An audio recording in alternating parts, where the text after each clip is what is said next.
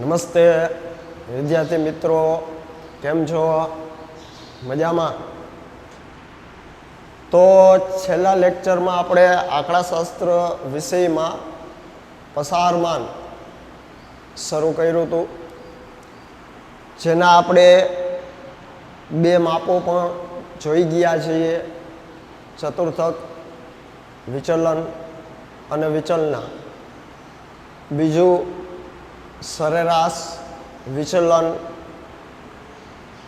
તો આજે આપણે પ્રમાણિત વિચલન અને વિચરણ બંને એક સાથે માપો જોવા છે. તો આવીએ પ્રમાણિત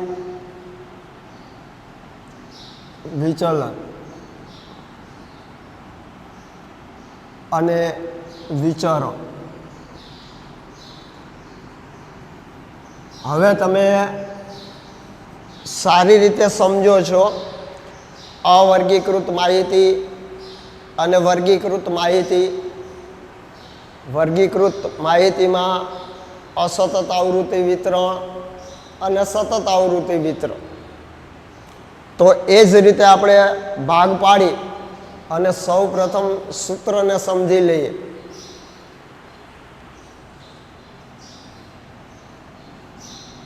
તો આપીએ માપ અવર્ગીકૃત માહિતી, વર્ગીકૃત માહિતી,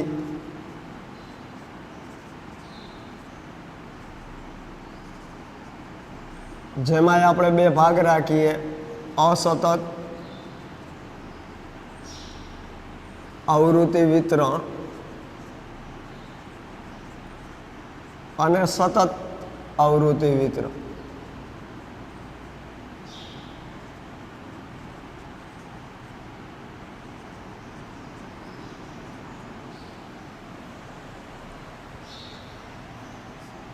તો સૌ પ્રથમ આપણે પ્રથમ માપ લઈએ પ્રમાણિત વિચલન. અપ્રમાણિત વિચલન.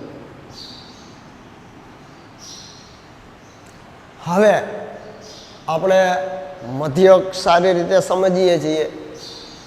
સીધી રીતે મધ્યક શોધી શકાય અને ટૂંકી રીતે મધ્યક શોધી શકાય. તો એ બંને રીતે અહીંયા પ્રમાણિત વિચલન અને વિચરણ પણ શોધી શકાશે. તો સૌ પ્રથમ પ્રમાણિત વિચલન અવર્ગીકૃત માહિતી માટે, તો એક સીધી રીતે અને બે ટૂંકી રીતે. જો બંને રીતે, પછી તમારે જે રીતે શોધવું હોય તે રીતે. પણ આપણે બંનેના સૂત્રો છે અને હવે સૂત્રથી સારી રીતે વાકેફ થઈએ. હવે સૂત્ર યાદ રાખવું સરળ છે. તો સીધી રીતે પ્રમાણિત વિચલન એટલે એસ. એસ એટલે પ્રમાણિત વિચલન. વર્ગમૂળની અંદર sigma x minus x bar ઉપર વર્ગ ભાગ્યા એન. આ કે આખું સૂત્ર વર્ગમૂળ. વર્ગમૂળમાં sigma x minus x bar ઉપર વર્ગ છેદમાં એન. હવે જો આ સૂત્રને બીજી રીતે સમજીએ તો અહીંયા આ સૂત્ર આમ પણ લખી શકાય: સિગ્મા એક્સ સ્ક્વેર છેદમાં એન. જો આ સૂત્રનું વિસ્તરણ કરું છું, સિગ્મા એક્સ સ્ક્વેર છેદમાં એન માઇનસ એક્સ બારનો વર્ગ થઈ ગયો. તો આ સૂત્ર આમ પણ લખી શકાય. હજી અહીંયા સમજવું હોય તો સમજી શકીએ છીએ આપણે. એસ હજી જો આનું વિસ્તરણ કરું તો સિગ્મા એક્સ છેદમાં એન. હવે આ માઇનસ એક્સ બારનો સ્ક્વેર, તો એક્સ બાર કેમ શોધાય? તો કે સિગ્મા એક્સ છેદમાં એન એટલે શું થાય? એક્સ બાર જ થાય. સિગ્મા એક્સ ભાગ્યા એન કરો તો શું થાય? X bar. આનો જો હવે તમને જે રીતે પ્રથમ સૂત્ર આ જ સૂત્ર દાખલો ગણવામાં ઉપયોગ કરવો, પણ આનું વિસ્તરણ આમ પણ થઈ શકે. ક્યાંય ટૂંકા દાખલામાં આ સૂત્ર ઉપયોગી બની શકે. ટૂંકા દાખલામાં એ રીતની માહિતી આપી હોય કે ફરજિયાત તમારે આ સૂત્ર લખવું પડે. બાકી સંપૂર્ણ દાખલો મોટો હોય ગણવા માટે તો આ સૂત્ર યોગ્ય છે. થઈ ગયો. હવે આપણે સાથોસાથ ટૂંકી રીત પણ જોઈ ગયા છે, તો ટૂંકી રીત પ્રમાણે દાખલો ગણી શકાય. જોવો જોઈએ એસ, તો સિગ્મા ડી સ્ક્વેર છેદમાં એન માઇનસ સિગ્મા ડી છેદમાં એન ઉપર સ્ક્વેર. થઈ ગયો છે ટૂંકી રીતે. અહીંયા એક્સની જગ્યાએ ડી, આપણે મધ્ય જ્યારે બે રીતે ગણ્યા તો ડી સિગ્મા ડી સ્ક્વેર છેદમાં એન માઇનસ સિગ્મા ડી છેદમાં એન ઉપર વર્ગ. તો આ સીધી રીતે અને ટૂંકી રીતે છે, બંને રીતે સરેરાશ પ્રમાણિત વિચલન. પ્રમાણિત વિચલન એટલે એસ.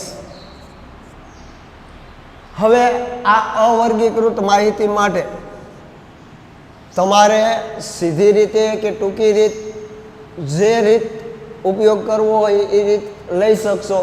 તો દાખલા ગણવામાં સંપૂર્ણ અવર્ગીકૃત માહિતી માટે આ જ સૂત્રનો ઉપયોગ કરવો. એટલે એક જ સૂત્ર ધ્યાનમાં રાખવાનું રહે, પણ એનું વિસ્તરણ આ રીતે ધ્યાનમાં રાખજો.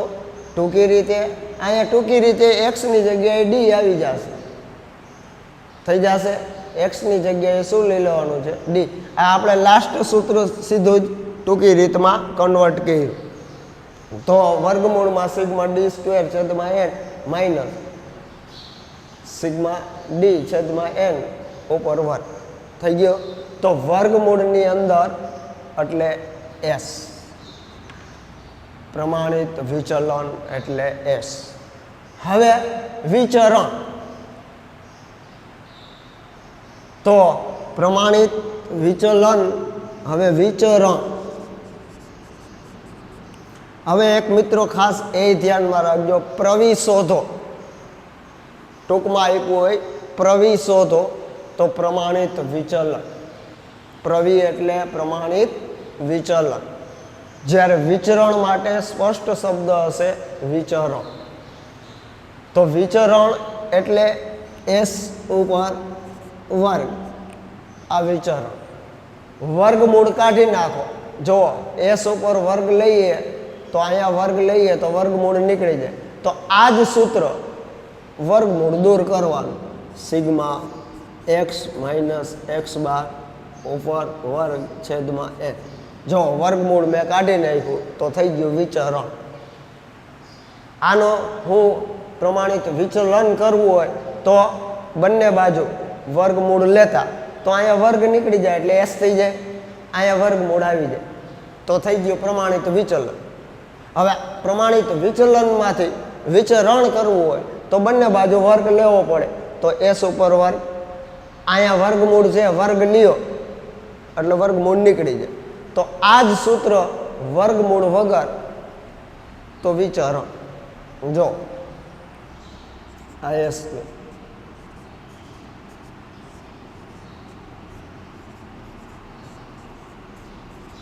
જો વર્ગમૂળ નીકળી, કેમ કે બંને બાજુ મેં વર્ગ લીધા તો એસ ઉપર વર્ગ, અહીંયા વર્ગમૂળ છે, વર્ગ લો એટલે વર્ગમૂળ નીકળી જાય. તો આ પ્રમાણિત વિચલન અને આ વિચરણ. હવે માની લ્યો દાખલામાં પ્રમાણિત વિચલન ન માગ્યું હોય અને વિચરણ માગ્યું હોય, તો તમે વિચરણ માંગ્યું હોય છતાંય પ્રમાણિત વિચલન શોધી લ્યો અને એનો વર્ગ કરી નાખો એટલે થઈ ગયું વિચરણ. વિચરણ શોધ્યું હોય અને એમાંથી તમારે પ્રમાણિત વિચલન શોધવું હોય તો વિચરણ જે મળેલું છે એમાં વર્ગમૂળ લઈ લ્યો એટલે જે જવાબ આવે એને વર્ગમૂળમાંથી કાઢી નાખો તો થઈ ગયું પ્રમાણિત વિચલન. તો એક માપ ઉપરથી બીજું માપ એ મેળવી શકશો. સમજાણું? તમે માની લ્યો પ્રમાણિત વિચલન મેળવવું છે, હવે તમારે એના ઉપરથી વિચરણ શોધવું છે. તો પ્રમાણિત વિચલન જે આવ્યું એસ એનો વર્ગ કરી નાખો. માની લ્યો કે 3 આવ્યું છે તો 3નો તમે વર્ગ કરી નાખો 3 તેરી 9. તો આ થઈ ગયું વિચરણ. સમજાય છે? હવે વિચરણ માની લ્યો તમે શોધ્યું છે 9 અને એના ઉપર તમારે પ્રમાણિત વિચલન જોઈ છે તો 9 ને વર્ગમૂળમાંથી કાઢી નાખો તો 3. તો એક માપ ઉપરથી બીજું માપ પણ મેળવી શકાય. કદાચ ને કોઈ બહુ વિકલ્પની અંદર કે એક વાક્યની અંદર પ્રમાણિત વિચલન આપ્યું હોય અને એમ કહે વિચરણ શોધો તો એક ગુણની અંદર તો આ રીતે થઈ શકશે. તો પ્રમાણિત વિચલન ઉપરથી વિચરણ મેળવી શકાય અને વિચરણ ઉપરથી પ્રમાણિત વિચલન પણ મેળવી શકાય. પ્રમાણિત વિચલન એટલે એસ અને વિચરણ એટલે એસ ઉપર વર્ગ. તો એસ હોય તો એની ઉપર વર્ગ કરવું હોય તો શું કરવું પડે? 2 વખત ગુણ્યા કરવું પડે તો થઈ જાય વર્ગ. અને વર્ગ હોય એ દૂર કરવું હોય તો વર્ગમૂળ લેવું પડે. વર્ગમૂળ લ્યો એટલે એસ ઉપરનો વર્ગ નીકળી જાય, એસ થઈ જાય, આ વર્ગમૂળમાં આવી જાય, થઈ ગયો પ્રમાણિત વિચલન. તો અવર્ગીકૃત માહિતી માટે આ સીધી રીતે અને ટૂંકી રીતે પ્રમાણિત વિચલન અને વિચરણ. હવે વિચારી લ્યો કે વર્ગીકૃત, જો હવે આની ઉપર જે સૂત્રો છે એ ગોખવાના નથી. જે હું શું કામને સમજૂતી સાથે તમને સૂત્રનું વિસ્તરણ કરું છું કે જેથી કરીને ગોઈખા વગર તમે સૂત્રને યાદ રાખી શકો અને ગોખતા પણ નહીં. તો હવે આપણે અસતત આવૃત્તિ વિતરણ સમજીએ છીએ. અસતત આવૃત્તિ વિતરણમાં શું આપેલું હશે તો કે ચલ એક્સ ની જુદી જુદી કિંમતો આપેલી હશે અને સાથે જૂથ આવૃત્તિ આપેલી હશે. તો અહીંયા આવૃત્તિ એટલે એફ સાથે આવશે. તો આ જ સૂત્ર અહીંયા એફ લાગી જશે, આવૃત્તિ થશે. જો આપણે આપીએ હવે આના ઉપરથી જ આ સૂત્ર કરીએ. આ એ સૂત્ર આપણને ખ્યાલ જ છે, એક્સ માઇનસ એક્સ બાર ઉપર સ્ક્વેર છેદમાં એન છે. તો આ જ સૂત્રને આપણે અસતત આવૃત્તિ વિતરણ માટે લઈએ સીધી રીતે અને ટૂંકી રીતે.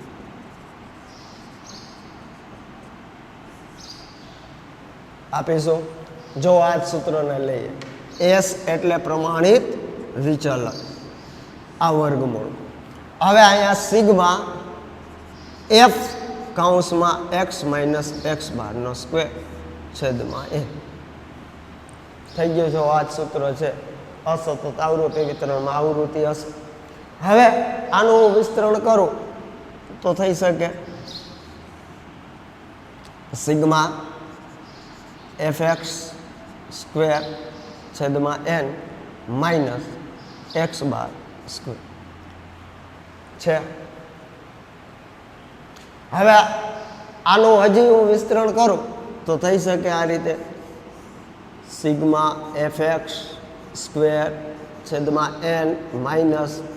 હવે અહીંયા એક્સ બાર અસતત આવૃત્તિ વિતરણમાં એટલે શું તો કે સિગ્મા એફ એક્સ છેદમાં એન એટલે એક્સ બાર થાય તો એનો સ્ક્વેર થઈ ગયો પ્રમાણિત વિચલન. હવે વિચરણ જો છે વિચરણ તો એ જ રીતે વિચરણ એ જ રીતે શું આપો એ સ્ક્વેર વર્ગમૂળ નીકળી જાય સિગ્મા આ સૂત્ર એફ x ઓછા x બાર સ્ક્વેર છેદમાં a તો છે માત્ર અહીંયા f થઈ ગયો. હવે ટૂંકી રીત તો અહીંયા શું આવી જશે? f આવી જશે. તો આ s બરાબર વર્ગમૂળમાં સિગ્મા f d સ્ક્વેર છેદમાં n સિગ્મા f d છેદમાં n ઉપર સ્ક્વેર. જો અહીંયા ખાલી d હતો, f આવી. હવે એને વર્ગમૂળ કાઢી નાખીએ એટલે થઈ ગયું વિચરણ. વર્ગ લઈએ એટલે વર્ગમૂળ નીકળી જાય. તો આ વર્ગમૂળ વગર સિગ્મા એફ ડી સ્ક્વેર છેદમાં n કૌંસમાં સિગ્મા એફ ડી છેદમાં n ઉપર 1 થઈ ગયું સૂત્ર. જો સમજાય છે ને? ખાસ સમજો. હવે તો આપણે x બાર ને બધું મધ્યવર્તી સ્થિતિના માપ જોઈ ગયા. સંપૂર્ણ ટૂંકી રીત, સીધી રીત બધું સમજીએ છીએ. તો આ એક જ સૂત્ર પ્રમાણિત વિચલન આવડે એટલે વિચરણ આવડે, ને વિચરણ આવડે તો પ્રમાણિત વિચલન આવડે. થઈ ગયો. અવર્ગીકૃત માહિતી હજુ જોઈ લ્યો તમારી સમક્ષ. સંપૂર્ણ સૂત્ર આપણે ગોઈખા વગર. અહીંયાથી આ છેલ્લું વિચરણ છે. હવે સતત આવૃત્તિ વિતરણ. હવે સતત આવૃત્તિ વિતરણ ની અંદર આપણને ખ્યાલ છે શું આવે? વર્ગ આવે તો વર્ગ લંબાઈ આવે. બસ આ સૂત્ર અને વર્ગ લંબાઈ છે એ લખવાના રહીએ. હવે જો તમે ટૂંકી રીતે ન દાખલો ગણો તો કોઈ વર્ગ લંબાઈ કઈ શોધવાની છે નહીં. જો તમે સીધી રીતે ગણતા હો તો આ જ સૂત્ર ફરી સતતમાં આવે. ટૂંકી રીત કરો તો ગુણ્યા c આવે. હવે તો સમજાઈ ગયો આ જ સૂત્ર. સીધી રીત જે અસતત આવૃત્તિ વિતરણમાં છે એ સતત આવૃત્તિ વિતરણ. હવે જો સતત આવૃત્તિ વિતરણમાં અહીંયા હું લખું છું સીધી રીત. ટૂંકી રીત નહીં સમાય, આપણે સીધી રીત જ લખીએ. તો સીધી રીતનું સૂત્ર સતત આવૃત્તિ વિતરણમાં પણ અહીંયા આપણને ખબર છે x એટલે મધ્ય કિંમત. તો અહીંયા આ જ સૂત્ર આવશે.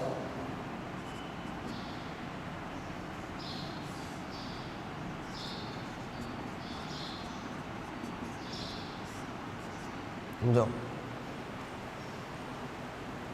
તો આ સંપૂર્ણ આ જ સૂત્ર એમનો આવશે.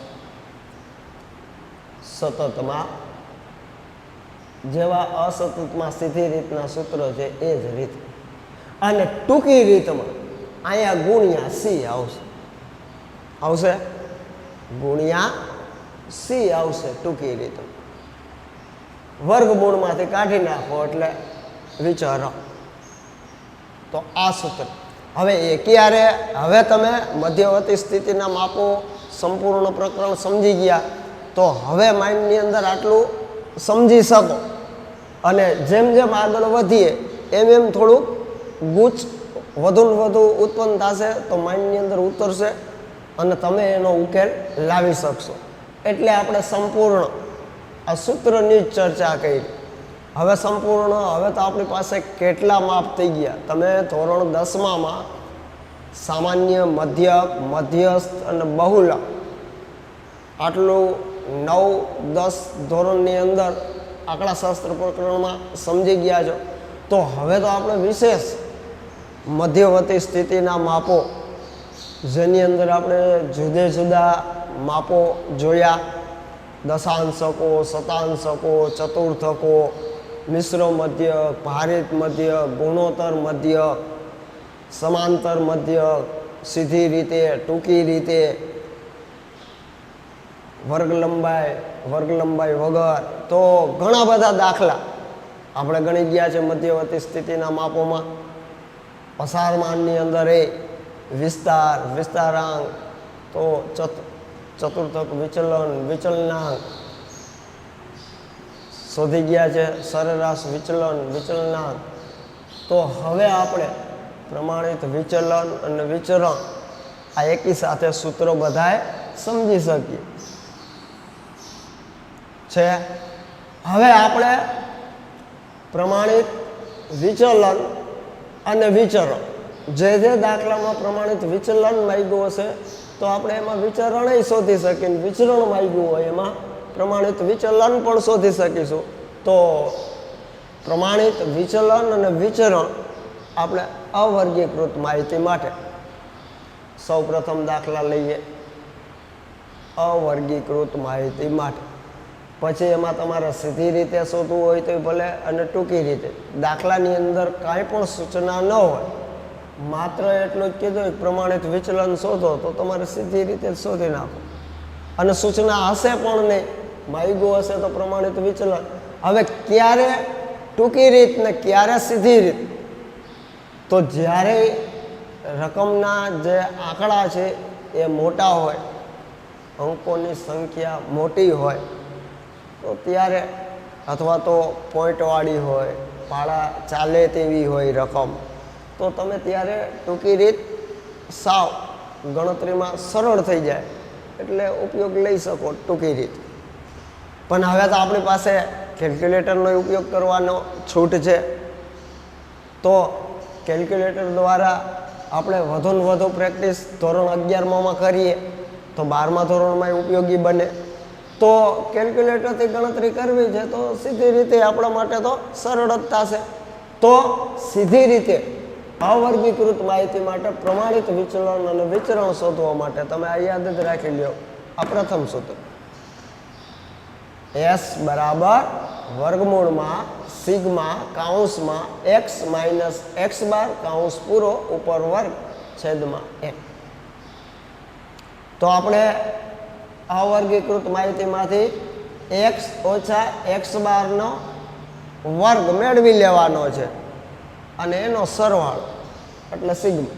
આંકડાશાસ્ત્રમાં સિગ્મા એટલે સરવાળો છેદમાં n એટલે અવલોકનોની સંખ્યા. હવે તો આ બધું આપણને ખ્યાલમાં જ છે.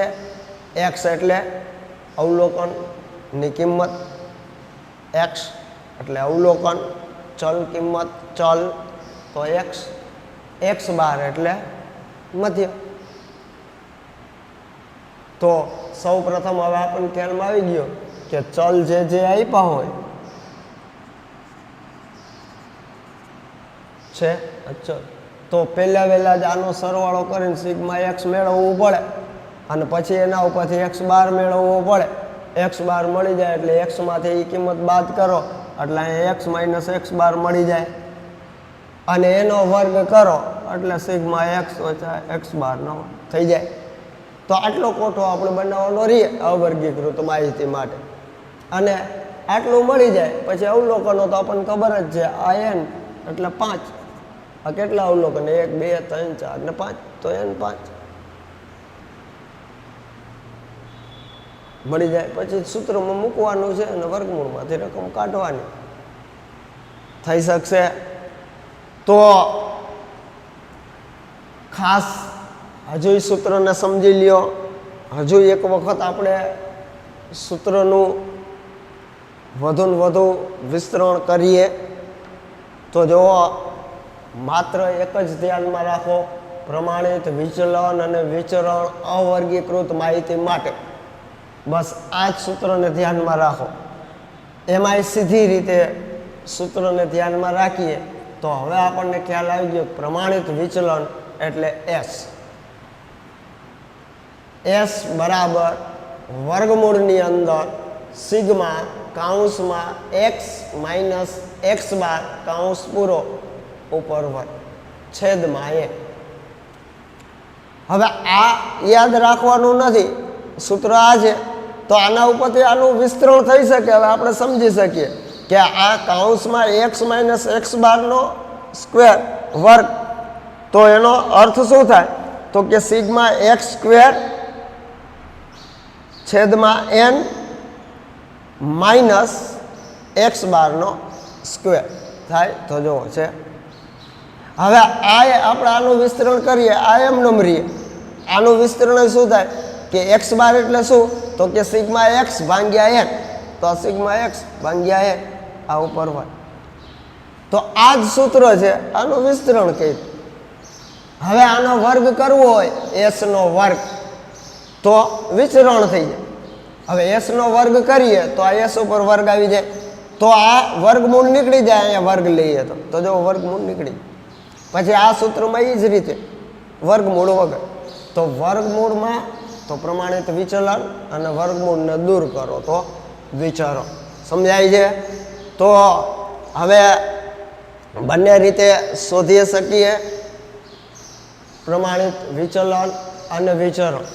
તો નેક્સ્ટ પીરિયડની અંદર આપણે પ્રમાણિત વિચલન અને વિચરણના સંપૂર્ણ દાખલા, ત્યાં સુધીમાં હજુય સૂત્ર પાઠ્યપુસ્તકની અંદર પ્રમાણિત વિચલન અને વિચરણ થિયરી સહિત વાંચી, સૂત્ર ન યાદ રહેતા હોય તો 2-5 વખત લખવા, લખીને ગોઈખા વગર હવે તમારે ધ્યાનમાં રાખવાના છે.